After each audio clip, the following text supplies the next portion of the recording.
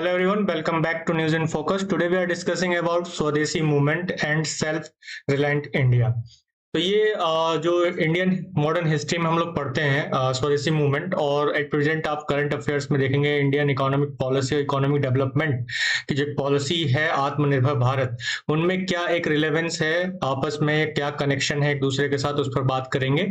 इसके साथ ही मैं आपको बताता हुआ चलूँ कि ये यूपीएससी के प्रीलिम्स एग्जामिनेशन के पॉइंट ऑफ व्यू से मोस्ट इंपॉर्टेंट सेशन है, और इसके साथ साथ ये इकोनॉमिक डेवलपमेंट यानी कि अगर आप देखेंगे कि जीएस पेपर 3 के पॉइंट ऑफ व्यू से भी ये बहुत इंपॉर्टेंट है मेंस में। तो चलिए स्टार्ट करते हैं। रिसेंटली न्यूज में क्यों रहा, क्योंकि एवरी ईयर 7 अगस्त को इंडिया सेलिब्रेट करता है नेशनल हैंडलूम डे, और ये किस बेस पर मनाया जाता है, किस चीज को मार्क करने के लिए, किसकी याद में मनाया जाता है, तो which is mark to launch of the Swadeshi movement on this day in 1905, यानी 1905 में इसी दिन यानी कि 7 अगस्त को स्वदेशी मूवमेंट लॉन्च किया गया था। स्वदेशी मूवमेंट का जो एक एम था वो क्या था, उसका एम था कि जो इंडिजीनियस इंडस्ट्रीज हैं उसको प्रमोट करना, और इसके साथ साथ स्पेशल फोकस किस पर, हैंडलूम वीविंग पर। जो हैंडलूम वीविंग है उस पर इसका स्पेशल फोकस था। इसका मेन मतलब ये था कि जो economic resistance to British colonial rule, जो ब्रिटिश कॉलोनियल रूल था उसको इकोनॉमिकली उसका विरोध करना है, ये इसका काम था। द नेशनल हैंडलूम डे की अगर हम बात करें तो इसे ऑफिशियली डिक्लेयर किया गया था, गवर्नमेंट ऑफ इंडिया ने डिक्लेयर किया था 2015 में, to honour the handloom community and their contribution. ठीक है, इसके साथ साथ highlight handlooms as a pillar of rural economy, women's empowerment and sustainable eco friendly production. और इसके साथ साथ हम लोग देखते हैं कि जो हैंडलूम है वो इस चीज एक पिलर है किसका, रूरल इकोनॉमी का। क्यों? क्योंकि इसके थ्रू वुमेन एम्पावरमेंट होता है, वुमेन्स को जॉब मिलती है बड़े पैमाने पर, और सस्टेनेबल और इसके साथ साथ इको फ्रेंडली प्रोडक्शन भी इससे होता है। तो इसीलिए जो ये हैंडलूम को हाईलाइट करता है as a pillar of rural economy. और इसका थीम क्या रहा इस बार 2025 में, वीविंग इनोवेशन टू ट्रेडिशन। अब जानते हैं कि जो स्वदेशी मूवमेंट था वो क्यों हुआ। तो स्वदेशी मूवमेंट के पीछे का एक सबसे बड़ा रीजन ये रहा पार्टीशन ऑफ बंगाल, क्योंकि 1905 में बंगाल का पार्टीशन कर दिया जाता है into Muslim majority East Bengal में एंड हिंदू मेजोरिटी वाले पार्ट को वेस्ट बंगाल में। और ये हमें ब्रिटिश टैक्टिक्स दिखाई देती है जो कि क्रिएट करता है किस बारे में, कि रिलीजियस और पॉलिटिकल डिवीजन करता है, यानी कुल मिलाकर रिलीजियस बेस पर एक तरह से पॉलिटिकल डिवीजन करता है, ताकि जो नेशनलिटी है, नेशनलिस्ट यूनिटी है, एकता है, राष्ट्रीय एकता है, उसको कमजोर किया जा सके। इसके अलावा जो लॉर्ड कर्जन है उसकी कुछ पॉलिसीज भी इसके लिए रेस्पॉन्सिबल रही, जैसे कि कोलकाता कॉर्पोरेशन में कुछ चेंजेस करना, और इसके साथ साथ इंडिया यूनिवर्सिटीज एक्ट 1904 में कुछ चेंजेस करना, जिसने मिडिल क्लास को काफी गुस्सा दिलाया। और इसके बाद कलकत्ता टाउन हॉल में मीटिंग होती है 1905 में, और इस टाउन हॉल में मीटिंग के बाद स्वदेशी मूवमेंट को लॉन्च कर दिया जाता है, और लोगों को ब्रिटिश गुड्स को बाइकआउट करने के लिए बोला जाता है, खासतौर पे ऐसे गुड्स जो मैनचेस्टर मेड क्लॉथ थे एंड लिवरपूल सॉल्ट को क्या किया जाता है, बाइकआउट करने के लिए लोगों से कहा जाता है। और इससे क्या कहा जाता है कि वो इंडियन मेड प्रोडक्ट्स को सपोर्ट करें और ब्रिटिश मेड प्रोडक्ट्स को बाइकआउट करें। इसके की मेथड्स क्या थे, जैसे फर्स्ट तो यही है कि बाइकआउट ऑफ ब्रिटिश गुड्स को बाइकआउट करना, और इंडियन जो इंडस्ट्रीज हैं, है ना, उनको लोकल इंडस्ट्रीज जो हैं और क्राफ्ट्स हैं उनको सपोर्ट करना, और एनकरेज करना लोगों को कि वो स्वदेशी को अपनाए, स्वदेशी प्रोडक्ट्स को ही अपनाए, जो डोमेस्टिक प्रोडक्ट्स हैं उसको अपनाए, ताकि हम क्या कर सकते हैं, सेल्फ इकोनॉमिकली सेल्फ रिलायंस हो सके। इसके अलावा कुछ समितिज भी बनाई गई जो कि इस पर स्वदेशी मूवमेंट का जो मैसेज था उसको लोगों तक पहुंचा सके। जैसे कि एक समिति बहुत इंपॉर्टेंट रही, स्वदेश बांधव समिति, जिसे लीड किया किन्होंने, अश्वनी कुमार दत्ता ने, और ये एक बहुत ही पावरफुल समिति मानी गई उस समय, क्योंकि इसने बहुत बड़े पैमाने पर, या कहा जाए कि मास मोबिलाइजेशन इसने किया। और इसके साथ कुछ ट्रेडिशनल पॉपुलर फेस्टिवल्स और मील्स को भी, मेलास को भी इसमें यूज किया गया, जैसे गणपति फेस्टिवल है, शिवाजी फेस्टिवल है। तो इन सब में स्वदेशी मैसेज को क्या किया गया, अक्रॉस इंडिया फैलाया गया कि स्वदेशी मूवमेंट का मैसेज क्या है, और इंक्लूडिंग इसमें बंगाल भी शामिल तो था ही। रविंद्रनाथ टैगोर ने रक्षाबंधन को यूज किया as a symbol of unity to oppose 1905 Bengal partition को। ओके, नेक्स्ट इसका इम्पैक्ट हमें क्या दिखाई देता है, तो इसका इम्पैक्ट हमें आईएनसी में हमें ये दिखाई देता है कि आईएनसी यानी कि इंडियन नेशनल कांग्रेस बंगाल ये कंडेम करता है बंगाल पार्टीशन को, एंड सपोर्ट करता है इसमें स्वदेशी मूवमेंट को। लेकिन ये किस सेशन में किया, तो ये सेशन था कलकत्ता सेशन 1906 में, और उसके जो चेयरमैन थे, अध्यक्ष थे, वो कौन थे, दादा भाई नेरोजी। और इसी सेशन में ही, यानी कि कलकत्ता सेशन 1906 में ही आईएनसी ने डिक्लेयर किया स्वराज एज इट्स गोल, यानी कि कांग्रेस का आईएनसी का जो गोल है वो क्या है, स्वराज है। तो इससे क्वेश्चन कई बार बनते हैं, आप बहुत इजीली इसे समझ सकते हैं। और इसके साथ साथ एक चीज हमें और दिखाई देती है कि जो आईएनसी है वो दो ग्रुप्स में डिवाइड हो जाती है, एक मॉडरेट और एक एक्सट्रीमिस्ट। ये डिस्प्यूट होता है और ये दो अलग अलग ग्रुप बन जाते हैं।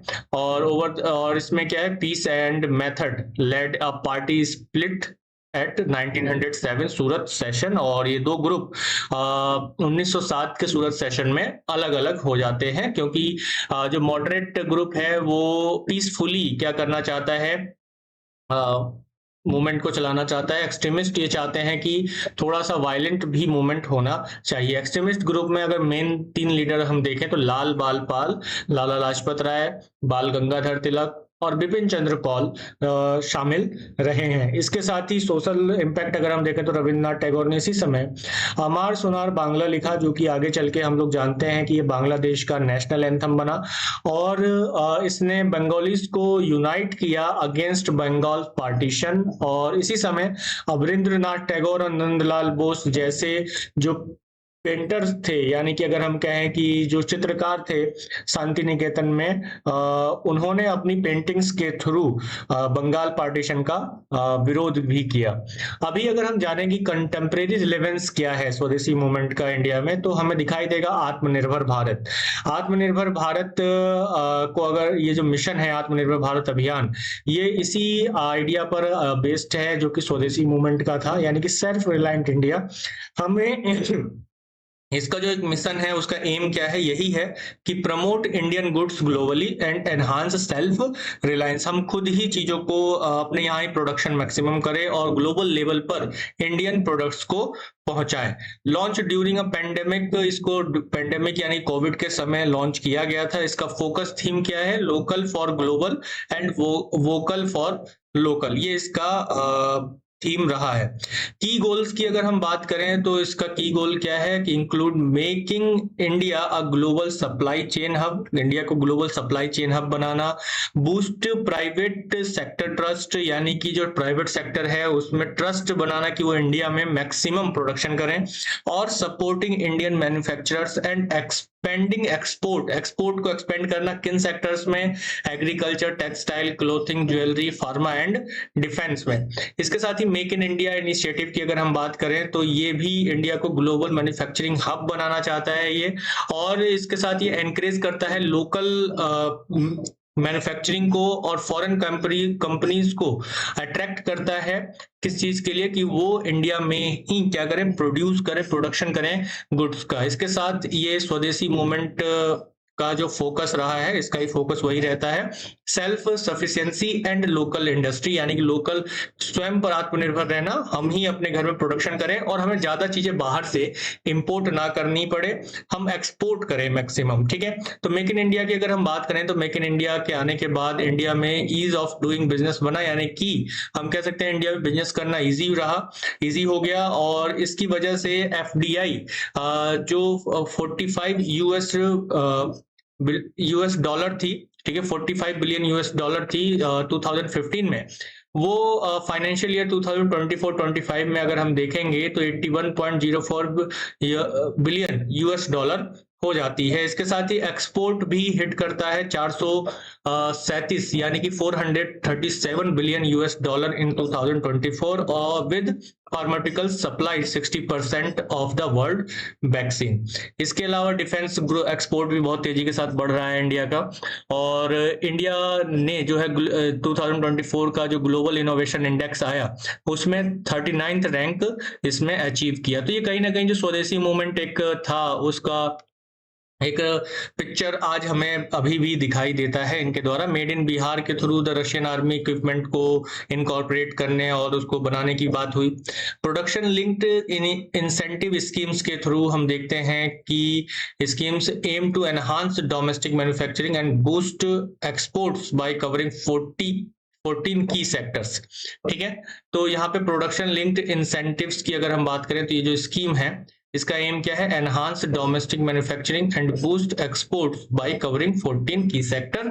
इसमें सीधी सी बात है कि डोमेस्टिक मैन्युफैक्चरिंग को बढ़ाना है। इस स्कीम में गवर्नमेंट जो है जो प्रोडक्शन मैन्युफैक्चरिंग कंपनीज हैं उनको कुछ छूट देती है, लाइक टैक्स में, और इंसेंटिव्स कुछ प्रोवाइड करती है अगर वो मैक्सिमम प्रोडक्शन करते हैं एक फाइनेंशियल ईयर में, जितना उनका टारगेट होता है उससे ज्यादा करते हैं तो भी।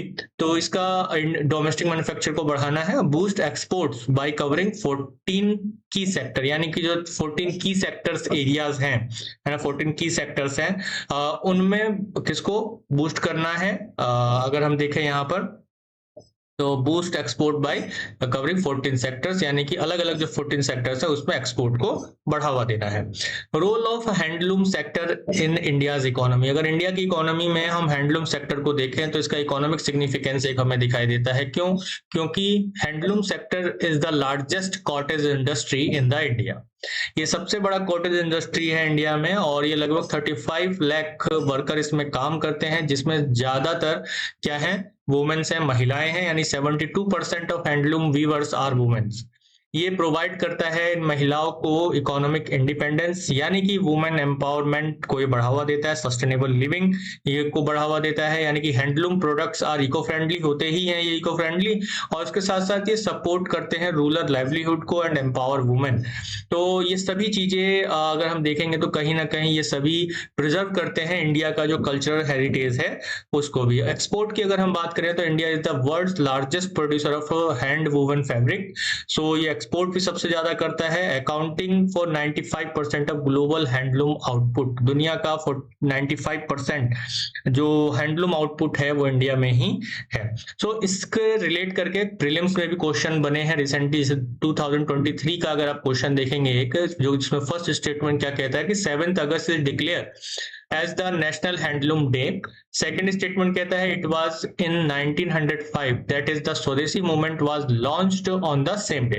तो ये सेकेंड स्टेटमेंट, तो ये यूपीएससी प्रीलिम्स 2023 का क्वेश्चन है और पूछ रहा है which one of the following is correct in respect of the above statement. तो 4 ऑप्शंस आपके सामने हैं और इसमें आपको 5 सेकंड में देता हूं, आप आंसर जरूर दें कमेंट में। 1 2 3 4 5। तो क्या आंसर होगा इसका? ए इसका बिल्कुल सही उत्तर होगा। Both statement 1 and statement 2 is correct and statement 2 is the correct explanation for statement 1। Done. एक और क्वेश्चन ऐसे ही बना हुआ है, ऐसे कई क्वेश्चंस बनते हैं, आप लगेगा ऐसा ही हिस्ट्री से क्वेश्चन है, बट ये करंट अफेयर्स से पूरा रिलेवेंट रहता है, जुड़ा हुआ रहता है। वो क्वेश्चन भी इसीलिए बनता है क्योंकि वो करंट में रहता है। तो with the reference of Swadeshi movement consider the following statement. 2019 it contributed to the revival of the indigenous artisan craft and industries. Second, the national council of education was established as a part of the Swadeshi movement. तो which of the statement given above is or are true. तो आप इसमें भी 5 second ले सकते हैं और answer दे सकते हैं। 1 2 3 4 5। ओके, तो इसका आंसर क्या होगा? बोथ इसका आंसर होगा, सी स्टेटमेंट इसका सही होगा कि दोनों ही स्टेटमेंट इसमें बिल्कुल सही है। तो आप देखेंगे यूपीएससी 2019 प्रीलिम्स में इसको लेकर क्वेश्चन पूछा हुआ है। तो ऐसे ही क्वेश्चन कई क्वेश्चन बनते हैं, और क्योंकि क्वेश्चन डायरेक्ट ऐसे हिस्ट्री से या पॉलिटी से या ज्योग्राफी से या इकोनॉमी से डायरेक्ट नहीं बनते हैं। वो क्वेश्चन क्यों बनते हैं? क्योंकि वो उसका कोर क्या है? उसका कोर है करंट अफेयर्स, और करंट से ही क्वेश्चन बनता है। So thank you everyone, thank you very much once again. मेरा नाम त्रिभुवन जे सिंह है। आप मुझे इंस्टाग्राम पर फॉलो कर सकते हैं k.त्रिभुवन। इसके साथ साथ ये वीडियो अच्छी लगी हो, इन्फॉर्मेटिव लगी हो, आप के एजुकेशन में, पढ़ाई में, एग्जाम में अगर हमारी ये सीरीज सपोर्ट कर रही है तो प्लीज अपने दोस्तों में भी शेयर करना ना भूलें। और अफेयर्स ग्रेड के इस सेशन को और अदर जितने भी सेशंस हैं उन सभी को लाइक जरूर करें, सब्सक्राइब जरूर करें जिन्होंने अभी तक सब्सक्राइब नहीं किया है, बेल आइकन को प्रेस जरूर करें। तो thank you everyone, thank you very much, जय हिंद।